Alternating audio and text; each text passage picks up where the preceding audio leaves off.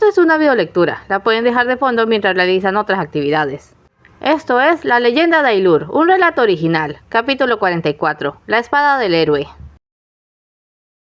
A favor de Unai, vamos a decir que aguantó con Bane y Litio más de lo que él mismo esperaba, unos 14 días. Luego se había escapado de regreso a la aldea, ocupó la cueva y solo informó de su presencia a Kaul para que le trajera provisiones y noticias del valle. Claro que las hermanas tendrían que haber dado aviso, pero Litio le dijo a Bane que se quedara calladita. Era vergonzoso haber perdido a su huésped, pero para ella era mejor si Unai nunca regresaba. Su plan había sido pasar los meses siguientes en los bosques, gozando de su juventud lo más imprudentemente posible, y darles una sorpresa a todos cayendo en la villa cuando naciera su nuevo hermano. Pero las noticias de Kaol exigían un cambio de planes. «Ese bastardo infeliz», gruñó, dando vueltas por la cueva. Siempre había desconfiado de Relian. El soldado era tan artero como una víbora, y si se atrevía a ponerle una mano encima al liebre lo mataría con sus propias manos. Pero era su juventud la que hablaba. Su parte más vieja y sabia comprendía que había formas más inteligentes de proceder, y que no podía ignorar a la extraña y espeluznante figura del héroe. Todo esto pasó muy rápido, se dijo. Entre su llegada y ahora se le hacía muy raro que una alianza como la formada por Relian perdiese y el héroe estuviera madurando al punto de que ya se guardaban secretos entre ellos. Esto tendría que haberse preparado desde mucho antes. ¿Cuándo había comenzado Perdiz a estar más con Relian? Poco después de que ese chico, Topo, llegara al valle, y Relian estuvo actuando de forma inusual por aquel entonces, pero todos supusieron que estaba afectado por su reliquia. Unai podría haberse dado cuenta de haber estado allí, en realidad. ¿No fue de lo más oportuno? ¡Me sacaron de en medio!, exclamó. Ese Topo debió entrar al valle días antes de que Trigon lo encontrara, y ese héroe también. Era un poco inverosímil que alguien entrara al valle y lograse mantenerse oculto días o semanas, pero la otra opción, contacto desde el exterior, ni siquiera le pasaría por la mente a un nativo. Solo había una manera de aclararlo. Recogió algunas cosas y se encaminó a la aldea. Iba a zarandear sin piedad a su usurpador hasta sacarle la verdad. Una vez a la semana, Nikolai llevaba a Yuoko a casa de la dama para que le dieran un baño. Fue difícil las primeras veces, pero había llegado a disfrutarlo. Agua caliente, burbujas flotando, canturreaba, mirando la bañera. Vamos a quitarte esto un momento, cariño. Y Brielle le sacaba con delicadeza su manto. Estaré afuera, no vayas a llevarte mis cojines. Nikolai respondió con una risilla, esperando no lucir muy sospechoso. No estaba allí por los cojines. Mientras Brielle estaba distraída, se metió a su habitación y tomó su reliquia, el espejo de la dama. Lo metió en su saco y regresó al recibidor, donde esperó hasta que Brielle volviera con una reluciente Yuoko. Te la puedo dejar hasta mañana, tengo algo que hacer. La cuidaré con gusto. Yuoko. Palmeó su cabeza. Te quedas con Bria, compórtate, nada de arañar los muebles. ¿Pasa algo malo?, preguntó ella, siempre tan intuitiva. Aún no sé, voy a averiguarlo. Salió de la casa de la dama por el frente, pero se desplazó a escondidas hasta la casa del héroe y se metió por una ventana. ¡Soy yo!, tuvo que gritar, porque el héroe le pilló y le puso una espada al cuello con sorprendente rapidez. Por todos los dioses, le soltó, pude haberte matado. Y al ver su expresión, es broma, ¿a qué debo la visita? ¿Aún quieres que tengamos esa aventura?, preguntó, con un leve temblor en la voz. ¿Qué? ¿Ahora? Ahora, claro. Pero vamos a necesitar a alguien más. Relian iba rumiando aquel asunto mientras seguía al héroe y se iban internando en el bosque. Había supuesto que tomaría más tiempo, pero sin duda subestimó lo encandilado que estaba Nikolai con su engañoso gemelo. Al parecer le había sacado a Mixa toda la información necesaria para hallar y conseguir la espada del héroe. Nikolai iba a guiarlos, pero no podría estar presente en la prueba en sí porque, según contó, Merz había estado muy cerca de la reliquia alguna vez, y Mix ajustó las normas en consecuencia. Relian recordaba haber leído algo de eso. Y por eso iba él, porque Nikolai esperaba que pudiera usar su yelmo para proteger a su querido hermano de los peligros de la prueba. Pobre incauto. Psst, por acá, lo llamó desde unos arbustos. Síganme. Dejaron el sendero. Héroe se adelantó para caminar junto a Nikolai y Relian cerraba la marcha, observándole las espaldas. Héroe llevaba todo el equipamiento, escudo, espada y una hacha corta. Caminaba con absoluta desenvoltura, como si estuviera de paseo. Nikolai solo llevaba su saco, pero allí podía andar cualquier cosa. Por la rigidez de sus hombros se dio cuenta de que iba tensísimo. Pensaba que la espada del héroe cambiaba de lugar, dijo, haciendo conversación. Nikolai le lanzó una mirada trémula. Sí, pero Mixa me dio algunas señales para encontrarla. A Nikolai de verdad le hacía falta una cara de póker, pero lo compensaba con pura suerte. Mixa solo se manifestaba ante su nombre completo, pero los más suspicaces como Relian sospechaba que bastaba con empezar a nombrarlo para tenerlo encima. Por eso solo se referían a este como esclavo o con cualquier otro peyorativo. Relian abortó cualquier intento de charla para no invocarlo antes de tiempo. De todos modos, al ladrón parecía hacerle falta toda su concentración para seguir las señales hasta su destino. Yo llego hasta aquí, se detuvo. Señalaron una zona donde los árboles estaban muy juntos y tupidos. Sigan derecho por allí y lo encontrarán. Volveremos antes de que te des cuenta, dijo el héroe. Lo mantendré a salvo, dijo Relian. Gracias, no sonaba convencido. Buena suerte, aquí los espero. Ya que se perdieron de vista, sacó el espejo del saco. Muéstrame a Aurelian.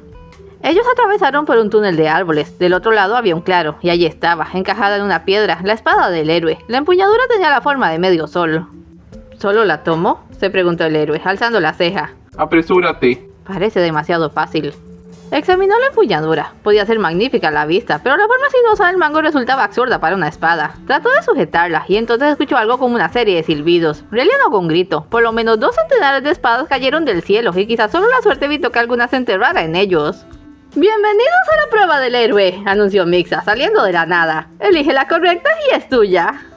«¿Qué pasa si escojo la incorrecta?», preguntó, reponiéndose de la sorpresa. «Bueno, lo sencillo sería que te matara con esa», sonrió a medias. «Pero ya no me lo permiten, así que solo te expulsaré del juego y te romperé las piernas. Suena bien, ¿no?».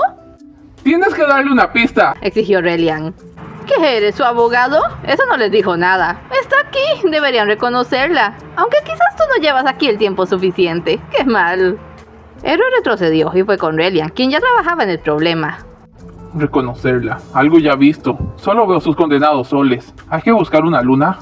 Puedes dejarme eso, le dijo en voz baja. ¿Nikolai te dijo cuál es? ¿Tengo que hacerlo ahora? Le miraba con una intensidad inusitada y Aurelian comprendió a qué se refería. ¡Obviamente! Redujo su voz a un susurro. Ahora es cuando debes matarlo. ¿Saben? Mixa seguía junto a la piedra. No me agrada que me quiten el tiempo. Estoy listo para ti, esclavo.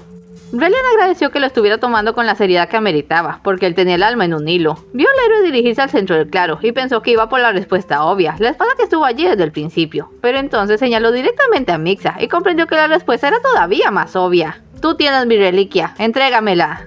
La espada del héroe no era otra que la cuchilla, más parecida a una daga larga que Mixa llevaba en la pierna. Porque, ¿para qué iba a necesitar un arma a alguien como él? Y, ¿qué forma más efectiva de proteger lo único capaz de matarte que tenerlo siempre contigo? Despacio, Mixa tomó la cuchilla y se la ofreció al héroe por la empuñadura. El tiempo pareció ralentizarse. Hazlo ya, pensaba Aurelian. Un movimiento, entiérrala en su pecho, bórrale esa maldita sonrisa. Pero el héroe recibió el arma y comenzó a darse la vuelta.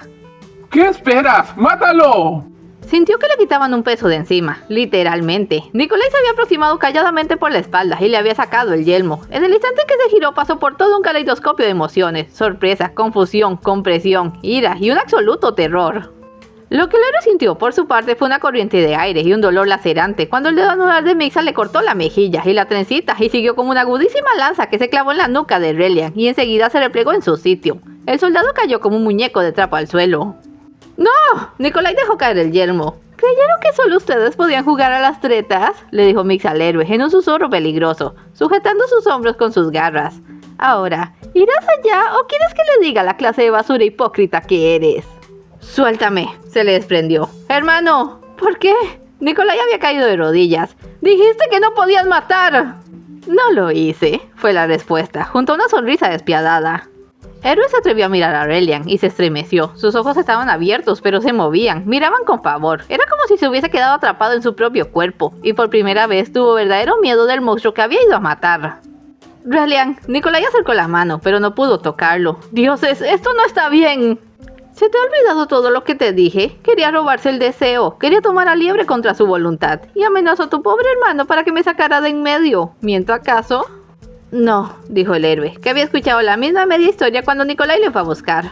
Todo es verdad. Aceptaste que me hiciera cargo. No sabía que harías esto. ¿Puedes repararlo? ¿Revertirlo?